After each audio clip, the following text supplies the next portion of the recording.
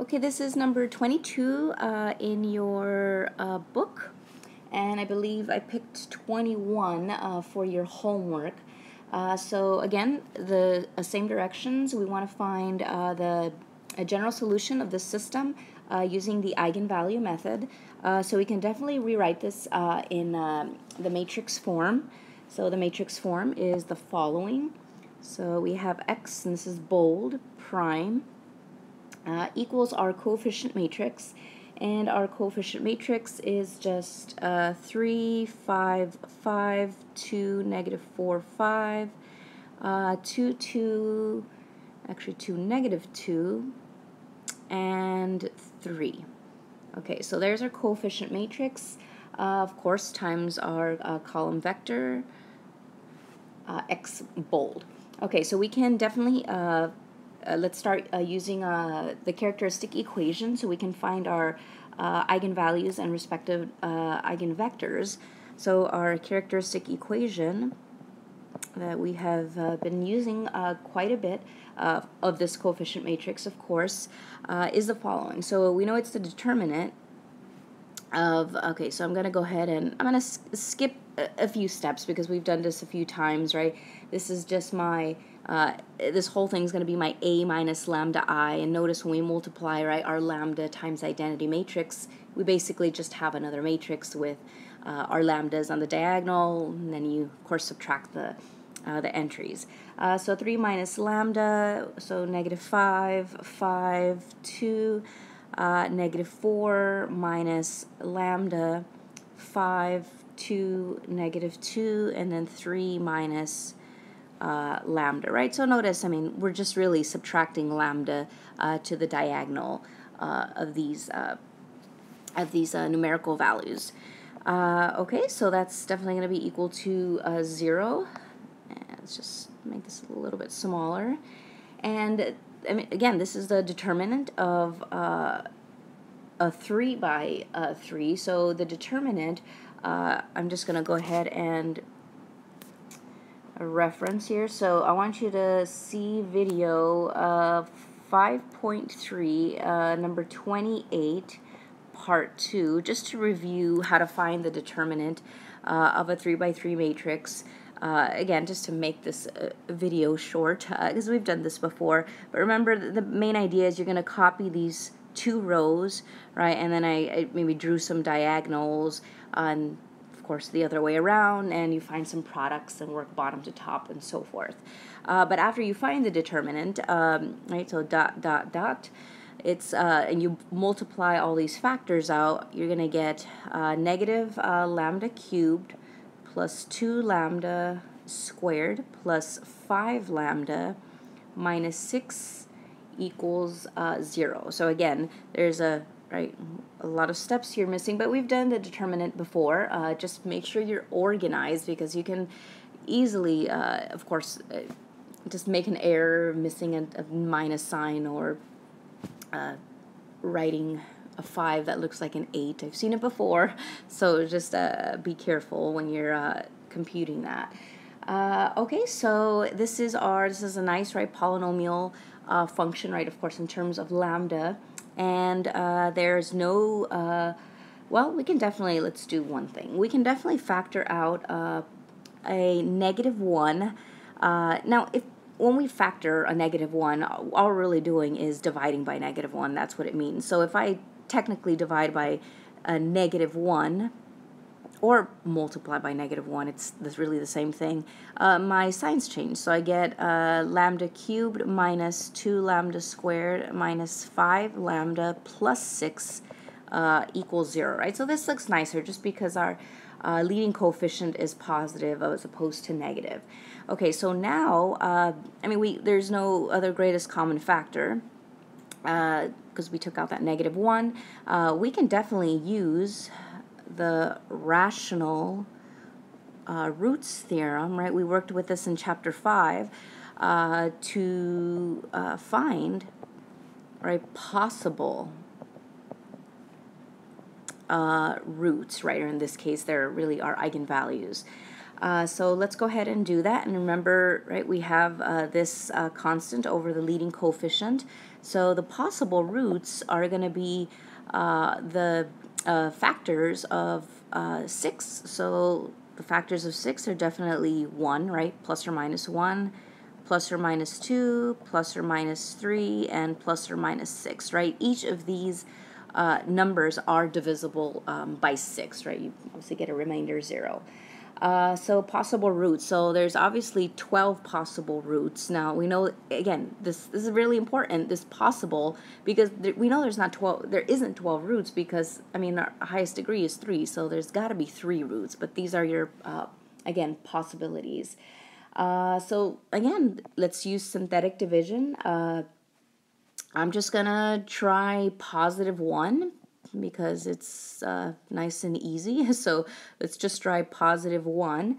So I'm gonna go ahead and write my little 1 in my box there, and I'm gonna write my coefficients of my polynomial. So I have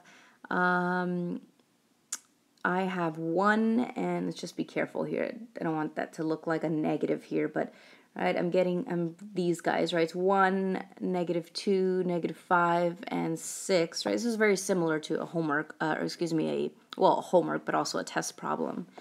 So 1, -2, -5, and 6. And bring this guy down, so we multiply that out, we get 1, and we get -1, 1,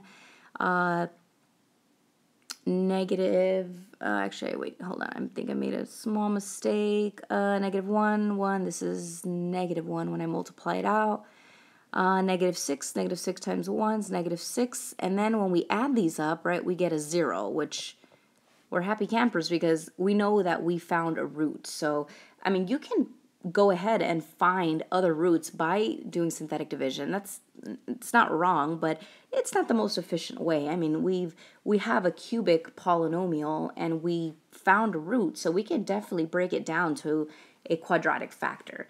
So this implies we know that x, well, in this case lambda, so we know lambda minus 1 is a factor of this, right, polynomial equation in lambda. So, well, what's the other factor? Well, it's just these guys right here. So we have lambda, we divided, so it's going to drop down the power. So lambda squared, what do we have next? Lambda squared minus lambda minus 6 equals 0. And again, this just stays, right? And then this just goes back to algebra. Again, we break it down to just nice factorization problem. So lambda, oh, what is that? 2, 3, negative, positive. Okay, so we have lambda 1 is equal to 1, lambda 2 is equal to -2, and lambda 3 is equal to 3. Now again, let me just actually go ahead and write this down. So this is going to be my case 1, this is going to be my case 2, and this is going to be my case 3. Now again, I chose lambda 1 to be 1 just because it was my first factor. If I wanted to choose lambda 1 to be -2, for example, I could. I mean, we can rearrange these guys. These are factors. If you rearrange them, it doesn't matter. 1 times 2 times 3 is still 3 times 2 times 1. 2 times 1 times 3. You're still going to get 6. Okay, so we found our eigenvalues, but we know that there's definitely an associated eigenvector for each eigenvalue, so we definitely want to find our V1, we want to find our V2, and our V3. Okay, so case 1, if lambda 1 is 1, well, let's actually, since I wrote case 1 here, so that's case 1. Okay, so if lambda 1, sorry, it looks like an X, lambda 1 is 1, let's go back to our matrix equation. So my lambda sub 1 is 1. So let me just choose a different color here. So I'm just substituting, right, each lambda with the number 1, right? So the only thing that's going to change are these diagonals. So you notice you're going to have 3 minus 1, right? So this guy's going to be a 2. Negative 4 minus 1, right? That's going to be a negative 5. And 3 minus 1 is going to be 2. Okay, everything else is the same. So let me go ahead and just write this out. Okay, so we have, let's write brackets here. So 2, negative 5, 5, 2, negative 5, 5, 2, negative 2, 2. And again, these were my new guys after I substituted my 1. Okay, so we really have, right, this matrix, and we're trying to find, right, some solutions here, right, that satisfy this homogeneous equation, and it's 0, or if you want to write 0, 0, 0, that's fine, right? The book just writes 0. And this is a 3 by 3. If you want to review your Gaussian elimination and use row operations to solve this matrix, you are more than welcome to, but you have your graphing calculator, and they get pretty hairy, these 3 by 3s and 4 by 4s. So let's use our RREF function on the calculator, and again, you're more than welcome to look back at the videos if you forgot how to do that. So, you can call this matrix A in your calculator if you want, or B or C. And you are going to use your function RREF, which stands for row reduced echelon form. And you're going to actually punch in so it's going to be a 3 by 4 matrix, right? Because this guy is well, actually, let me write it out for one of them, and then the rest are really just going to be the same thing. Okay, so 2, negative 5, 5, 2, negative 5, 5, 2, negative 2, 2, right? And this really means this, right? So here is my 3 by 4, right? Because I have 3 rows and I have 4 columns. So you're going to insert your A, right? This is going to be your A, right? Your 3 by 4. So then you do RREF on your calculator, right? You're just going to, right, go to second, depending on your calculator, right? Math, you have matrix, mine's is in yellow, I think. So RREF of A, and then my calculator spits out the following.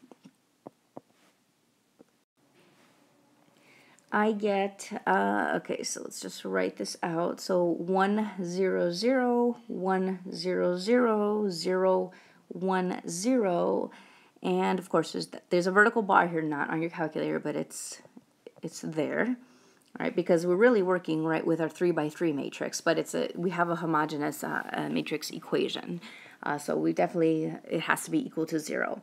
Okay, now when you use the times that we've used RREF, right, we get a nice diagonal here, which is the identity matrix, 1, 1, 1. But notice this is not the identity matrix, because this is not 1, 1, 1. Because when we have 1, 1, 1, that means that the solutions are right here. But these are not the solutions, because this is not the correct form.